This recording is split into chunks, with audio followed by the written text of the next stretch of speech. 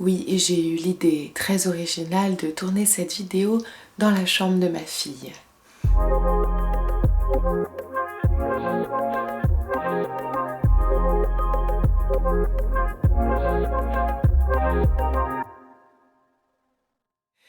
Alors on se retrouve aujourd'hui pour parler... le soleil s'en va déjà. C'est pas grave. Aujourd'hui on se retrouve pour parler de parentalité dans le sens où ma fille va avoir 2 ans dans pas longtemps déjà. Et je vous ai proposé sur Instagram de nous poser vos questions par rapport à ça. Cyril, j'espère, pourra faire certaines vidéos avec moi. Mais là, il travaille beaucoup et il est souvent en déplacement. Donc je commence cette première vidéo seule. Je vais faire effectivement une série de vidéos puisque de par vos questions, enfin vos réponses, questions-réponses sur Instagram, bien entendu vous êtes toutes et tous à des stades différents de parentalité. Enfin il y en a qui sont... il y a des mamans qui sont enceintes, d'autres qui viennent d'accoucher, d'autres qui sont plus ou moins au même stade que nous. Et j'avais pas envie de faire une vidéo de 3 heures, donc je me suis dit qu'on allait faire des petites vidéos comme ça, dans un ordre chronologique, ce qui serait quand même mieux. Donc aujourd'hui on va parler de la grossesse et de l'accouchement, jusqu'au postpartum à peu près. Et puis les futures vidéos seront quand même beaucoup plus pour répondre à vos questions de qu'est-ce que ça a changé dans vos vies. Enfin toutes ces questions, il faut un peu plus de recul du coup. Et voilà. J'ai eu une première question en fait parce qu'à la base j'allais parler de la grossesse directement, mais j'ai une question très intéressante qui est finalement quand même le point basique à aborder, qui était: n'as-tu jamais hésité sur le fait de devenir mère? Serais-tu restée avec ton mari s'il n'en voulait pas? Et en fait c'est vrai que c'est quand même un détail important. Je pense qu'il faut en parler, bon vous avez compris. Non, j'ai pas toujours en tout cas voulu devenir mère, enfin tout du moins je me suis jamais vraiment posé la question. Je me suis toujours dit que quand j'allais ressentir le besoin, c'est que ça allait être le bon moment. Mais je n'ai jamais vu en fait la maternité comme quelque chose qui allait m'appartenir, moi et l'enfant. Enfin je sais pas comment dire. À chaque fois que je m'imaginais avec un enfant, c'était dans le sein, au sein d'une famille. Et du coup, c'était surtout lié à la personne avec qui j'allais partager ma vie. Donc j'ai eu, on va dire, 3 relations dans ma vie et parfois je me voyais avec un enfant, parfois non parce que je préférais me dire non on va voyager, on va faire ci, on va faire ça. D'autres fois je m'imaginais vraiment, vraiment à ce moment-là maman. Et en fait bon ça a changé en fonction des relations. Mais pour moi le fait d'avoir un enfant c'était surtout de créer la vie avec une personne que j'aime. Donc voilà, donc effectivement en tout cas pour répondre à la question aussi, j'ai sûrement déjà hésité sur le fait de devenir mère. Après quand c'est arrivé, peut-être que j'ai encore hésité, ça c'était plus du stress, des angoisses, plein de questions qu'on se pose bien sûr. Et si du coup Cyril n'en voulait pas, alors je pars du principe si j'étais pas encore enceinte, puisque j'aborderai pas l'autre sujet sinon, pas ici, pas maintenant, mais si j'étais en relation avec lui et s'il m'avait dit un jour je ne veux pas d'enfant du tout, je peux pas trop répondre à cette question. Je pense que ça dépend dans quel état d'esprit on est à ce moment-là. Bien entendu je n'aurais pas pu le forcer et ça, je sais pas, ça dépend de ce qu'on ressent. Est-ce qu'on veut vraiment materner? Je sais qu'il y a des femmes qui veulent absolument, qui ressentent ce besoin fou d'avoir un enfant, quitte à le faire toute seule entre guillemets.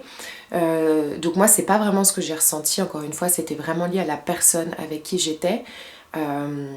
Et du coup Cyril Et si lui m'avait dit non, je ne veux pas d'enfant dans ma vie, je pense que j'aurais pu l'accepter.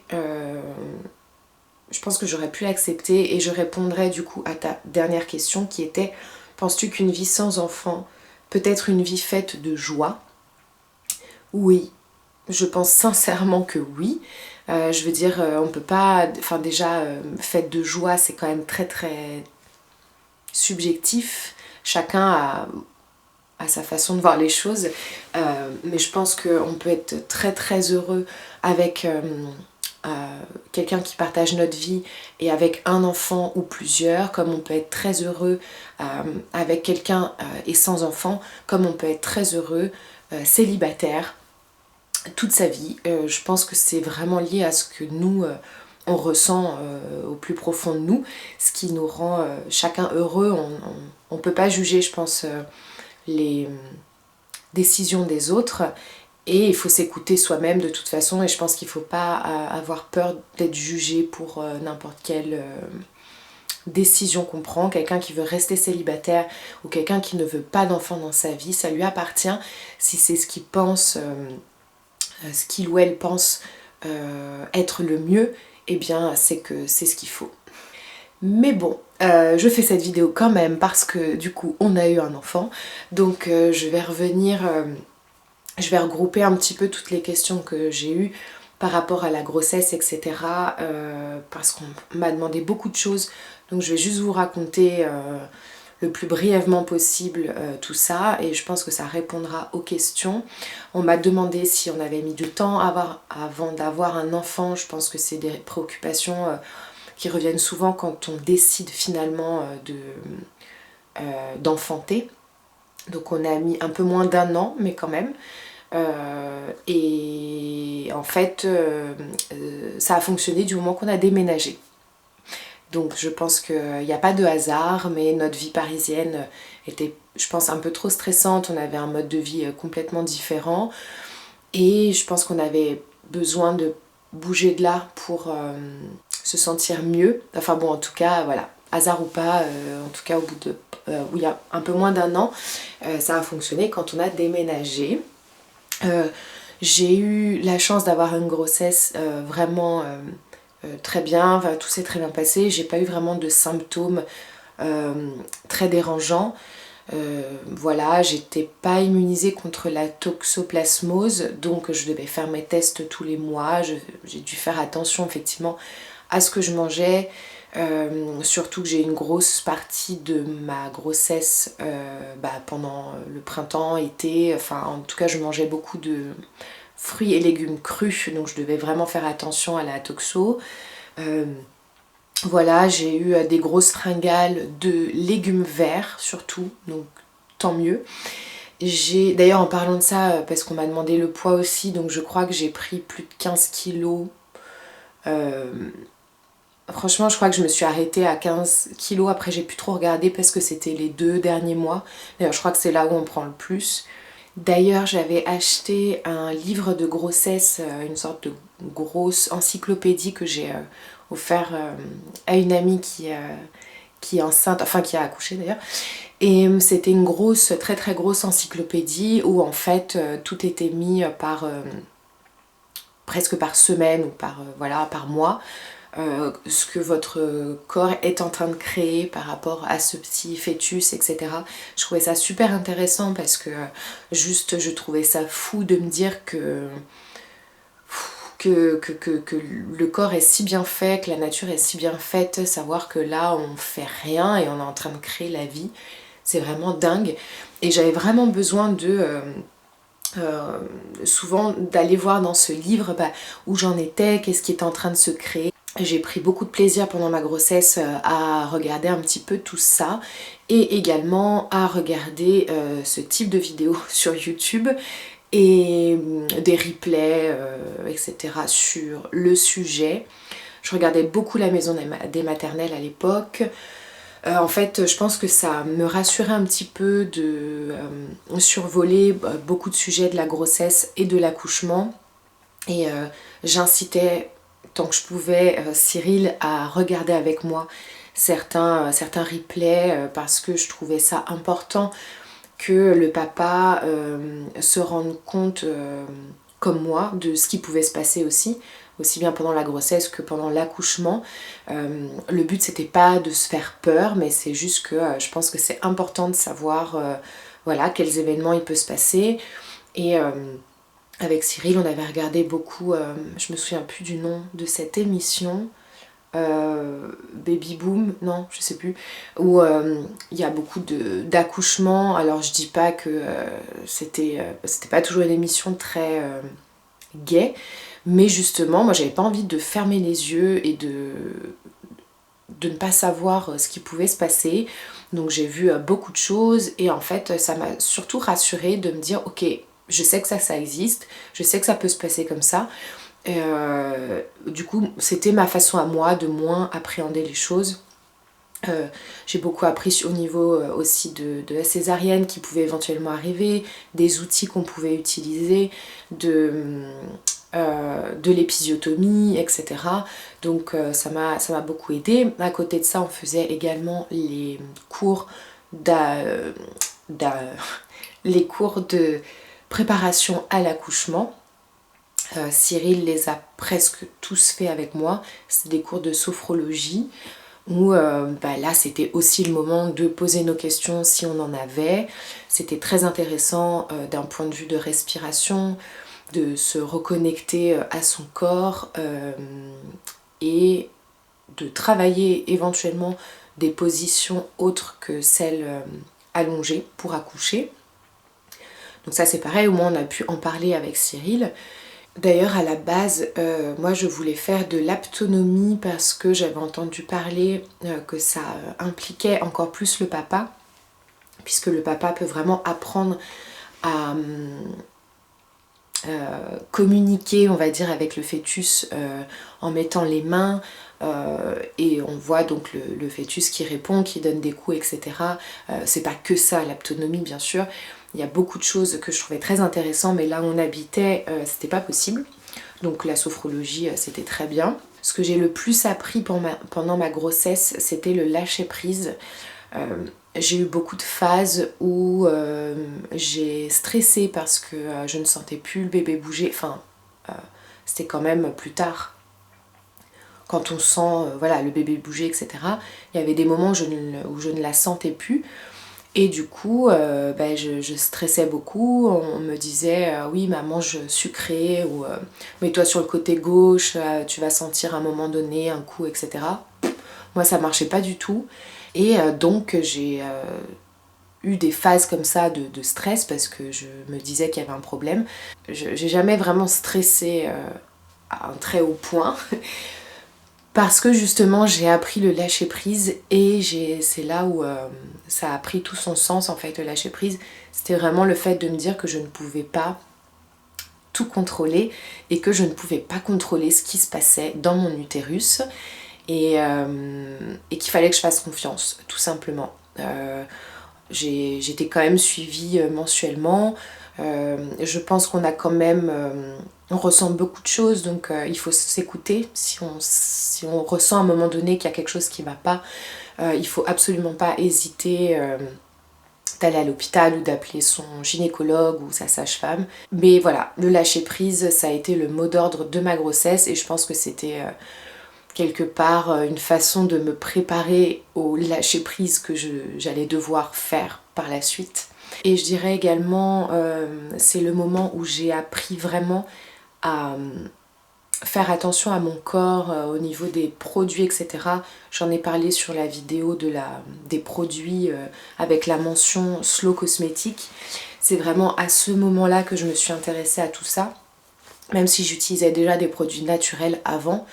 Bon bah c'est sûr que quand j'étais enceinte, je voulais vraiment que du naturel sur ma peau. Je voulais rien d'autre et c'est là où je me suis renseignée sur tout ce qui pouvait exister dans le marché qui était nocif et que les lobbies n'ont strictement rien à faire. Enfin de toute façon le business is business. Et ça aussi d'ailleurs, la maternité, je sais pas, on va dire la maternité...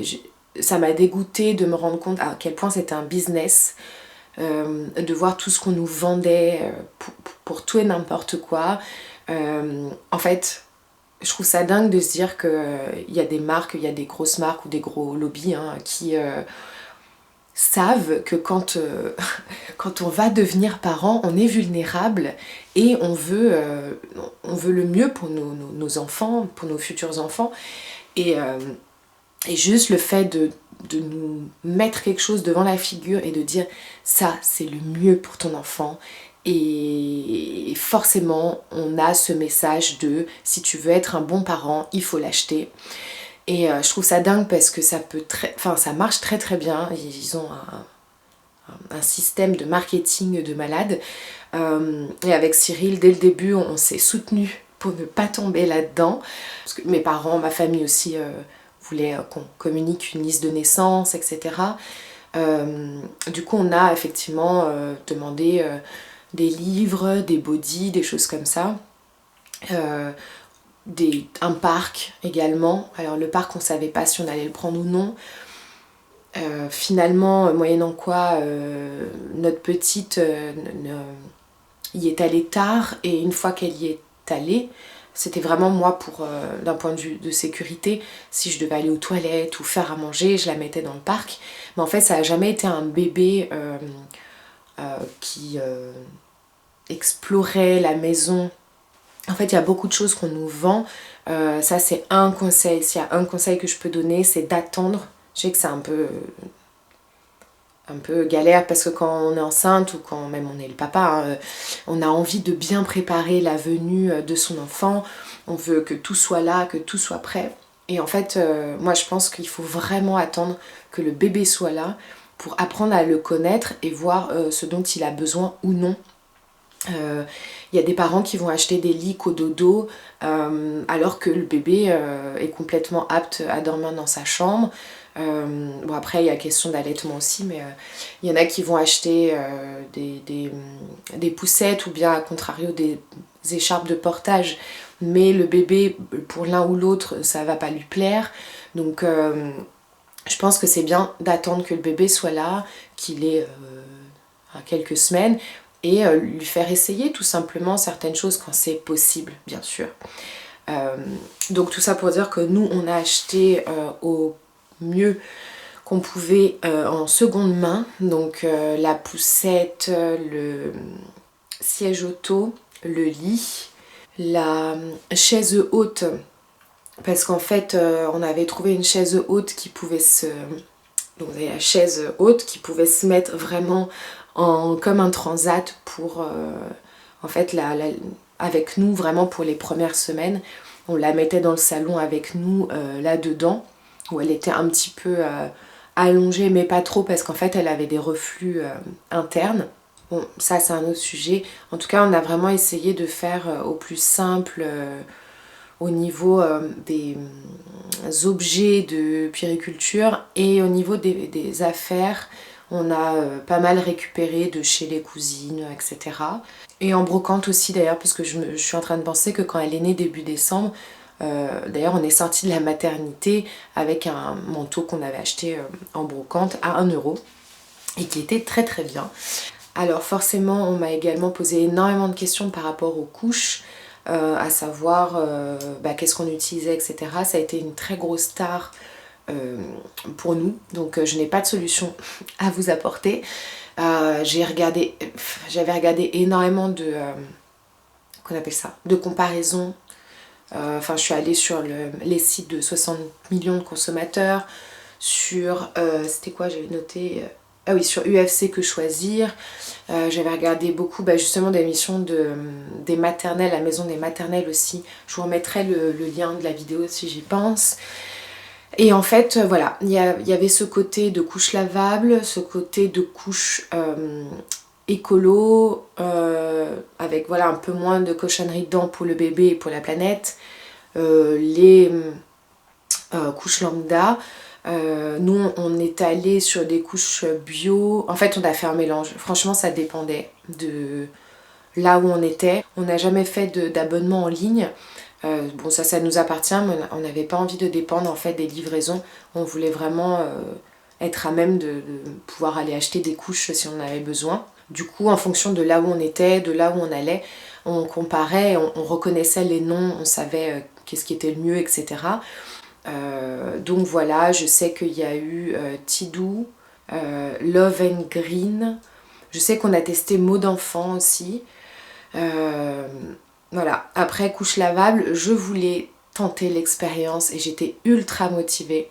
Mais Cyril ne l'était pas. Et je pars du principe que il vaut mieux être deux pour ce genre de choses. J'avais pas envie de un, de lui imposer. Et de deux, j'avais pas envie d'être la seule à m'en occuper. Lui, il avait vraiment cette hantise de sel explosive parce que dans notre entourage on avait des amis qui ont eu des bébés pour qui c'était le cas pendant des mois et des mois. C'était catastrophique et du coup Cyril me disait mais comment tu veux gérer ça avec des couches lavables, c'est pas possible. Quand c'est des petits caca mignons ou quand c'est des petits pipis c'est très bien, mais si notre petite a la même chose, ça va être compliqué. Et du coup c'était quand même quelque chose que moi je voulais acheter en amont avant sa venue. Et c'est là où en fait j'ai un peu merdé. C'est que j'aurais dû, au fur et à mesure des mois où en fait je me rendais compte qu'elle avait un transit correct, j'aurais pu investir dans des couches lavables. Mais c'est comme si je me disais, ben non mais il y a déjà autant de mois qui sont passés, donc maintenant ça sert plus à rien parce que bah là on en est déjà, je sais pas, on est déjà au milieu de sa vie de couche. Donc bon bah voilà. Bon, si j'ai un conseil à vous donner, c'est attendez encore une fois que le bébé soit là pour voir comment ça se passe et s'il n'y a pas trop de soucis à ce niveau-là, je pense que c'est le mieux. Franchement, je regrette, voilà, j'ai un regret, c'est les couches lavables. Ensuite, j'ai quand même essayé, bien sûr, enfin on a essayé de réduire nos déchets par rapport au coton, etc. Je vous avais déjà montré, mais on a plusieurs cotons différents lavables. Que moi je récupère aussi, je récupérais une partie pour mon visage. Après, notre petite n'a jamais eu de soucis de peau, donc on a eu de la chance. On n'avait pas besoin d'acheter quelque chose en particulier. Aujourd'hui, on continue toujours à acheter en magasin bio des sortes de gel douche corps cheveux. Mais ça, c'est vraiment rare qu'on l'utilise. On continue à utiliser en fait le même savon que nous, enfin que moi en tout cas, qui est celui-là, qui est un savon doux, il n'y a pas d'huile essentielle dedans, etc. Elle le tolère très bien. Je lui lave les cheveux avec, mais parfois quand j'ai l'impression que, je sais pas, je m'écoute un peu quoi. Je gère entre ça et le gel douche qu'on achète en bio. J'utilise beaucoup les scans, vous savez, pour voir les étiquettes comme Composcan que je vous avais parlé. On n'a jamais utilisé de liniment. Je sais pas trop pourquoi en fait, parce que en tout cas quand elle est née on faisait à l'eau tiède, ensuite on est passé à l'eau nettoyante, micellaire. Je sais que le liniment c'est aussi pour protéger, etc. Mais encore une fois elle n'avait pas d'irritation et quand elle avait des irritations on utilisait on utilise toujours de l'argile blanche qu'on mélange avec un peu d'eau, du coup ça fait une pâte qu'on lui met, ou bien de l'huile de calendula. On m'a demandé aussi comment on avait géré, comment on avait organisé sa chambre. Tout simplement on avait mis un lit à barreaux, donc on avait acheté de seconde main, avec une table allongée qu'on aurait pu faire sans en fait. Son lit à barreaux, on l'a mis dans notre chambre avant sa venue pour qu'elle dorme dans la même pièce que nous au début en tout cas. Donc voilà en tout cas comment on a préparé sa venue. Je crois que... Ah si, les biberons.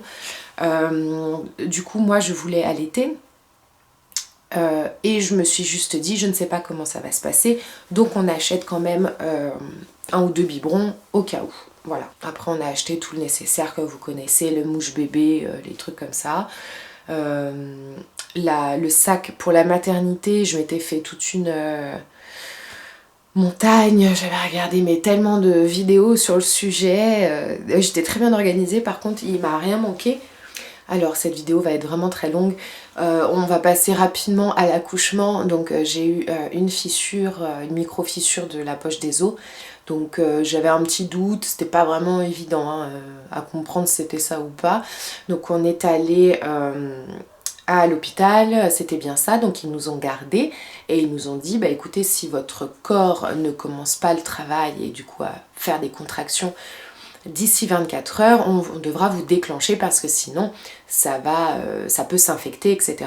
Au bout de 24 heures, mon corps n'a toujours pas compris en fait qu'il fallait commencer le travail parce que la fissure était vraiment petite. Du coup, on m'a percé la poche des os et c'était très impressionnant d'ailleurs. Enfin, juste impressionnant, c'était drôle quoi à voir parce que je pensais pas avoir autant de liquide dans mon ventre. Et ensuite, à la suite de ça, mon corps n'a toujours pas compris qu'il fallait donc faire le travail. Du coup, ils m'ont déclenché, c'est-à-dire qu'ils m'ont mis du Propès. Donc le Propès, c'est une hormone de synthèse qui va envoyer le message à votre corps il faut faire des contractions quoi. Ou en tout cas, ça aide à la dilatation du col de l'utérus. Ça a bien fonctionné. Après moi j'étais un peu déçue parce que je voulais un accouchement le moins médicalisé possible et je savais que le fait d'avoir été déclenché ça pouvait c'était un peu la porte ouverte à d'autres médicaments au fur et à mesure, mais bon j'attendais de voir. En tout cas ça a bien fonctionné. Grâce au Propès ça m'a fait des contractions. Mon corps a commencé à comprendre qu'il fallait faire le travail. J'ai eu mes premières contractions. J'ai compris que j'aurais pas pu passer à côté hein, si je les avais eues avant. Bah, le travail a commencé. Moi je voulais essayer de, je vais pas dire d'éviter la péridurale. On va pas parler de péridurale, c'est que en fait moi je voulais être au maximum debout pour aider le bébé à descendre plutôt que d'être allongé. Donc je voulais marcher au maximum, je voulais faire certains exercices qu'on m'avait appris, etc. Bien entendu, je ne savais pas quelle allait être la douleur des contractions, donc je me suis juste dit, au mieux j'aimerais faire comme ça, si j'ai trop mal, bien entendu je prendrai la péridurale. C'était pas du tout un challenge pour moi de ne pas la prendre, mais je voulais aider ma petite en étant debout. Donc c'est ce que j'ai fait. J'ai passé pas mal d'heures à littéralement broyer la main de Cyril à chaque contraction. Mais bon, ça marchait. On m'a proposé un bain, j'ai essayé, ça ne m'a pas du tout plu. J'ai proposé à Cyril de masser comme on nous avait montré au niveau des reins, etc. Ça ne m'a pas plu du tout. Et en fait, il fallait juste que je marche et dès que j'avais les contractions, je me mettais un peu accroupie. Et voilà, les cours de sophrologie m'ont aidée jusqu'à un certain point. C'est-à-dire que jusqu'à un moment donné, la respiration, je ne la gérais plus du tout comme on m'avait conseillé de le faire. Et j'ai commencé à vraiment crier. Je me suis retrouvée de plus en plus dans un état vraiment animal. Je ressentais vraiment tout ce qui se passait. Je ressentais à quel point chaque contraction emmenait le bébé dans le bassin. Et en fait, à un moment donné, le sage-femme, c'était un homme, le sage-femme, qui était génial, merci Kevin, et qui a pris énormément de temps pour nous expliquer plein de choses, et notamment à Cyril. Donc Cyril n'a pas du tout été mis de côté en tant que papa, ce qui malheureusement est souvent le cas. Et en fait, le sage-femme me proposait quand même souvent la péridurale, et à un moment donné, il m'a dit que j'en étais à 5 au niveau de la dilatation. Je lui ai dit ok, j'en suis en gros à la moitié. Donc effectivement, je vais la prendre. Voilà, j'avais fait le maximum, j'étais restée debout jusque-là. C'était très bien, mais que en fait, je me disais juste j'en suis qu'à la moitié, donc je peux même pas imaginer ce que ça va être par la suite. Et en fait, à partir du moment où j'ai demandé la péridurale, l'anesthésiste a mis pas mal de temps pour venir. Et je sentais que j'avais les contractions qui étaient de plus en plus rapprochées. Et c'était plus pareil, j'avais plus le même ressenti. En fait, ça me faisait mal, mais j'avais même plus le temps de reprendre ma respiration quoi. Et bon, il est arrivé, la péridurale a été mise et en fait, a été mise difficilement parce que il n'avait pas de ce moment, ce laps de temps off pour me mettre la grande aiguille. Et ils ont un peu galéré et du moment qu'ils m'ont mis la péridurale, ils m'ont demandé, tout le monde était en train de hurler parce que j'étais en train de crier fort quand même. Je me suis pas reconnue, hein. Franchement je m'entends encore crier, mais c'était pas des cris de... si c'était des cris de douleur mais pas vraiment, en fait c'était un son qui me faisait un peu vibrer quoi, et c'était assez grave, je sais pas, bon bref, mais c'était très impressionnant. Et en fait, bon tout de suite ils m'ont allongée, ils m'ont dit mais est-ce que vous avez envie de pousser, etc. Et moi je savais pas, oui, moi ça faisait déjà des heures et des heures que j'avais envie de pousser, bon bref. Mais effectivement quand ils m'ont posé la question, j'ai senti que là j'avais vraiment envie de... C'est incontrôlable en fait, on a vraiment envie de pousser à un moment donné. Du coup j'ai poussé, ils ont regardé et ils ont vu qu'il y avait déjà en fait la tête, le haut du crâne qui était là. Et du coup c'est juste que j'avais bien travaillé jusque là et le temps que je dise ok je veux bien la péridurale, que l'anesthésiste arrive. Et en fait le travail a continué très très vite au point où quand ils m'ont posé la péridurale j'étais en fait à dilater à 8 ou 9, je sais plus. Bref, 9 je crois. Du coup moi j'ai commencé à stresser en me disant mais ah ouais mais là vous venez de me mettre la péridurale donc ça sert à quoi, je comprends pas trop. Et en fait vu que le travail avait été bien fait mais relativement vite, ça a pris quand même ça faisait peut-être 6 heures je crois, et ce qui est rien comparé à certaines femmes. Et du coup, ils m'ont juste dit bah non, ça tombe bien qu'on vous ait mis la péridurale parce que la petite commence à avoir son cœur qui bat très vite. Et vous aussi, du coup, profitez de la péridurale pour vous reposer, au moins pendant 1 heure, le temps de pousser. Et en plus, la petite, en fait, se présentait le front en l'air. Et il y a un terme pour ça que j'ai oublié. Et en fait ils m'ont mis sur le côté avec la jambe en l'air, etc. pour qu'elle puisse rebaisser la tête et sortir correctement. Donc ça a très bien fonctionné d'ailleurs. Entre temps elle a eu quand même, en se rebougeant un petit peu, du coup elle a eu le cordon autour du cou. Encore une fois le sage-femme a été super, il nous a très vite rassurés en nous expliquant exactement comment il allait faire en même temps qu'elle allait sortir. Moi du coup j'ai poussé quand on m'a dit de pousser, donc ça c'est pour ça qui me saoulait un petit peu avec la péridurale, c'est qu'en fait tout ce que j'ai ressenti jusque là, franchement à refaire je referais la même chose, c'est à dire que j'aurais peut-être pas pris du tout la péridurale, mais je peux pas imaginer la sensation que ça aurait pu être la poussée sans péridurale. Mais en tout cas le fait de juste ressentir ce que mon corps était en train de faire en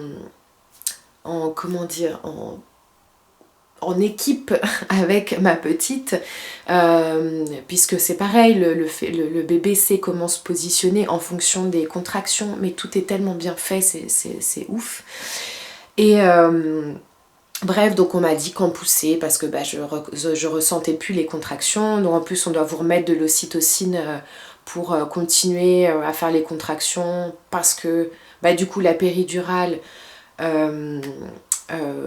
bloque en fait la douleur mais bloque aussi les contractions, donc on doit vous mettre de l'ocytocine de synthèse pour redynamiser les contractions, pour que voilà, bon bref, et ça s'est très bien passé, hein, j'ai pas eu de soucis, donc ça c'était super. Le sage-femme a pris le temps de masser le périnée quand il le fallait.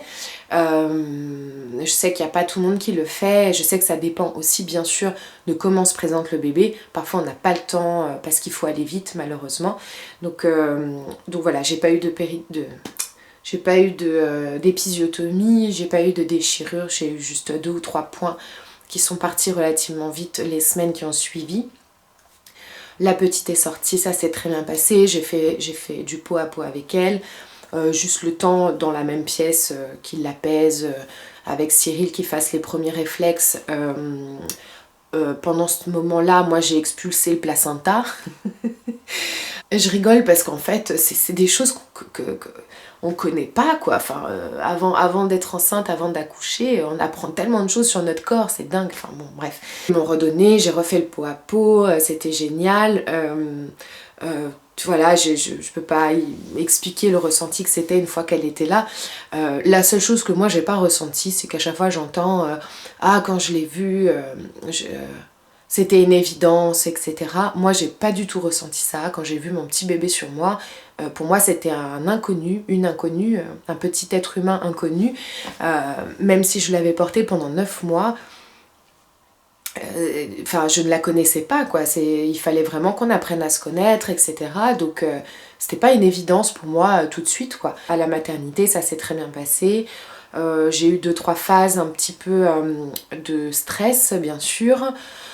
Notamment une nuit où en fait on n'a jamais su si c'était moi qui avais eu une hallucination ou si c'était des vrais spasmes que les bébés peuvent avoir. C'est-à-dire que je me suis assoupie, ce qui n'arrivait pas très souvent les 3 premiers jours à la maternité.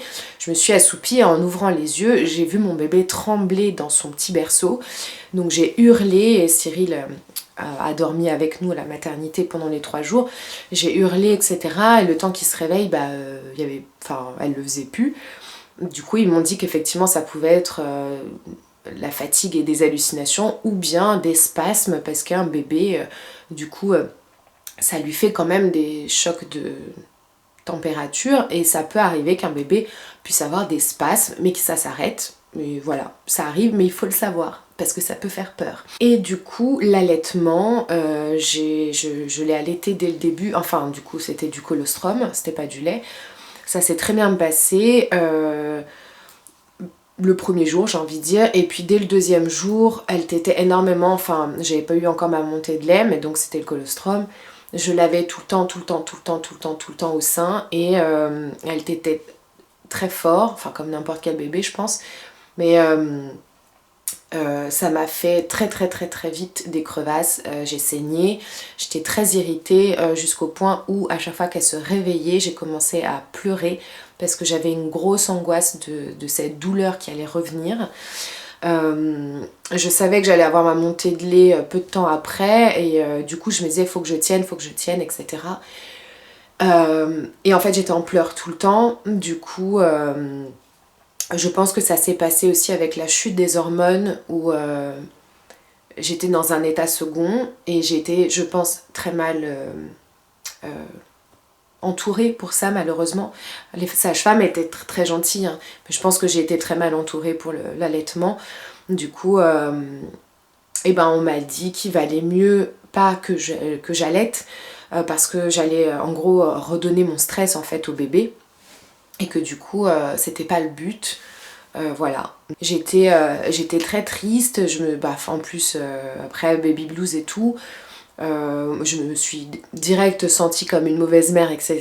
parce que j'étais pas capable d'allaiter, parce que j'avais mal. Moi j'avais tout prévu, hein, j'avais les bouts de sein et tout, donc la crème de malade, le truc, j'avais quand même tout prévu au cas où pour les crevasses, ça n'a rien fait. Bah ouais, je pense que je me suis sentie un peu seule par rapport à cette douleur et par rapport à tous ces questionnements. Et en fait, le fait que ça a l'air aussi simple, qu'on me dise non mais vous inquiétez pas, vaut mieux arrêter, c'est mieux pour le bébé. En fait je me suis dit ok, c'est peut-être ça que je dois faire, alors peut-être qu'en fait je dois pas l'allaiter et puis c'est pas grave, il y a plein de bébés qui sont avec du lait artificiel et pour qui ça se passe bien, donc voilà. Donc c'est comme ça que ça s'est fait. Du coup, entre le baby blues postpartum et les dépressions postpartum, moi je pense que je l'ai plus vécu en termes de solitude parce qu'à la suite de ça, quand on est rentré à la maison, donc on passe d'un endroit où on est quand même assez suivi malgré tout, on rentre à la maison, il n'y a personne, on est un petit peu livré à nous-mêmes. Et nous, on n'avait ni notre famille ni nos amis qui étaient restés à Paris. On a eu de la visite sur les semaines qui ont suivi, mais le postpartum, je l'ai vraiment vécu comme un peu solitude, un peu livré à nous-mêmes, ouais. Et en fait, On a appris, hein, de toute façon, on a appris tout seul et ça s'est très bien passé. Et c'était un peu mon moment un peu de déprime, mais j'ai pas fait de dépression postpartum. En tout cas, je pense que si là aussi j'ai un conseil à donner, c'est d'en parler, que ça soit à son compagnon ou à sa famille ou à une copine qui a déjà accouché ou à une sage-femme. Il y a même des numéros pour ça d'ailleurs, je crois. Il faut vraiment en parler parce que en fait je pense qu'il y a des femmes qui pensent être des monstres ou être des très mauvaises mères, etc. Et c'est vraiment la dépression postpartum. Enfin, notre corps est en train de vivre des chocs d'hormones, des chocs physiques, etc. C'est normal que moralement, psychologiquement, ça soit dur à vivre. Mais c'est pas une fatalité, donc il faut vraiment en parler. Et voilà. La petite a dormi avec nous pendant 2 mois et demi, donc elle était à côté de moi dans son lit à barreaux. On se relayait avec Cyril la nuit. À partir de 2 mois et demi, elle a pris un peu moins, elle a espacé le biberon de la nuit, donc on était contents. Du coup, on l'a mis dans sa chambre à 2 mois et demi. C'est là également qu'elle a commencé à aller chez la nounou. Donc ça faisait beaucoup de choses pour 2 mois et demi. Mais voilà, nous on avait monté notre food truck parce que on l'a monté quand j'étais enceinte. J'ai bossé dans le food truck jusqu'à 10 jours avant l'accouchement. On a quand même arrêté du coup 2 mois et demi, enfin presque 3 mois. Et fallait reprendre et on n'avait pas le choix, donc on a dû trouver une nounou. Ça a été très dur pour moi parce que je laissais clairement mon bébé de 2 mois et demi à une inconnue, faut dire ce qui est. Elle avait l'air très très bien, hein, mais on laisse son petit bébé comme ça le matin à quelqu'un, c'est pas la journée ce qui va se passer. Enfin, moi je me suis mise à pleurer quand je l'ai laissé. Et ça s'est très bien passé. Et en fait, ce qui est drôle, c'est de se rendre compte que quand on devient parent, il y a plein d'étapes comme ça qu'on passe, qu'on pense être insurmontables. Mais on y arrive toujours, aussi bien en tant que parent que le bébé. Il faut tous se soutenir ensemble et tout va bien. Il y a quand même un détail important qui n'est pas très glamour, mais bon, de toute façon, c'est l'accouchement et tout ça. C'est pas les retours de couche. C'est les saignements tout simplement après l'accouchement. Donc moi ça a duré quand même pendant quelques semaines. Et si j'ai un conseil aussi à donner que je ne connaissais pas à l'époque, qui sont donc les culottes menstruelles, enfin les culottes de règles, quand on porte des protections, etc. pendant des semaines et des semaines, non mais c'est juste horrible.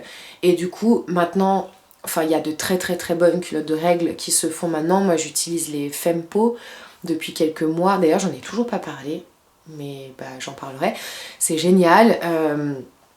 Et en fait je pense que ça peut être un très très beau cadeau parce que c'est coûteux en fait, faut dire ce qui est, mais là il va y avoir Noël, si vous avez votre anniversaire, si vous êtes donc du coup enceinte ou si vous connaissez une maman qui est enceinte, moi je trouve que c'est un super cadeau d'offrir plusieurs culottes de règles, notamment donc pour l'après accouchement.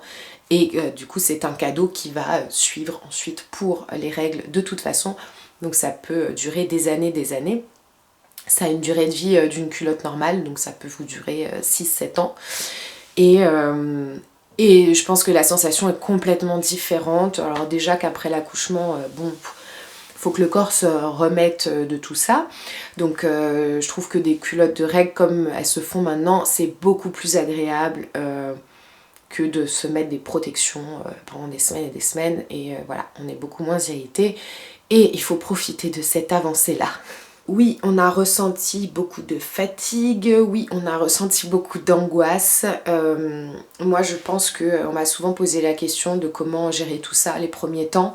Je pense juste qu'il ne faut pas se mettre la pression et que si on est stressé, si on est fatigué ou si on a envie de pleurer, oui, ça peut être le baby blues, etc. Mais parfois, ça peut être juste aussi parce qu'on est fatigué et que le manque de fatigue, le manque de sommeil, c'est quand même quelque chose qu'on ne connaît pas avant d'être parent, dans le sens où on peut avoir des insomnies, mais ça nous appartient. Mais quand on est vraiment fatigué et qu'on a envie de dormir et qu'on vous réveille sans cesse, à un moment donné, c'est très très prenant. Et en fait, je pense que déjà, il faut on est une équipe, hein. Enfin, si on a la chance d'être deux, il faut en profiter pour se relayer. Si on n'a pas la chance d'être deux, il faut vraiment faire appel quand même à sa famille ou à ses amis pour se relayer, pour voilà, avoir des moments quand même pour se reposer. Et en tout cas, ouais, ne pas se mettre la pression et s'écouter. En fait, on s'est toujours dit que tout le monde... Enfin, il y en a plein qui réussissent à devenir parents, même très jeunes d'ailleurs. Du coup, pourquoi nous, on ne serait pas capable? Et voilà, on s'est toujours répété ça. Nous, on s'est répété aussi que la petite avait juste besoin de bien manger et de sentir notre présence, en fait. De manger et d'avoir de l'amour. Après, moi, j'ai eu une angoisse qui m'est tenue, enfin qui est restée quand même pendant pas mal de temps, c'était la mort subie du nourrisson. J'ai vraiment pris sur moi, encore une fois, sur le lâcher-prise, en me disant que malheureusement, je ne pouvais pas... je pouvais pas gérer ça, je pouvais pas contrôler, pardon, je pouvais pas contrôler ça et que il fallait que je fasse confiance à ma petite, que je me fasse confiance. Je m'écoutais aussi dans le sens où si j'avais envie de me lever quand elle était dans sa chambre, même dans la nôtre d'ailleurs, mais si j'avais envie de la regarder 35 fois par nuit pour être sûre qu'elle respirait bien, et ben je le faisais, tant pis. Je ne me suis jamais auto-sabotée, j'ai toujours été bienveillante envers moi-même.